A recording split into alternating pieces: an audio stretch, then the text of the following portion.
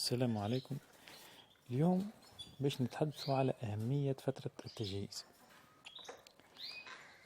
أكيد من المؤكد أن جميع الطيور قد أنهت غيار الريش، أو يكون ممكن نجد بعض الطيور ما زالت في فترة التغيير، لكن جميعها أعتقد أن جميع الطيور قد أنهت هذه الفترة.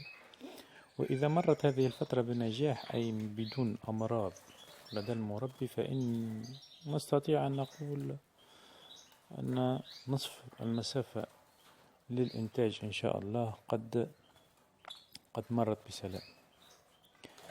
أكيد سوف نتحدث إن شاء الله في فترات قادمة عن فترة غيار الريش ومجابهة بعض الأمراض. سنتحدث عن أدوية إن شاء الله. فترة التجهيز، بالنسبة لفترة التجهيز هذه يعني هي الفترة مهمة، حوالي الشهران.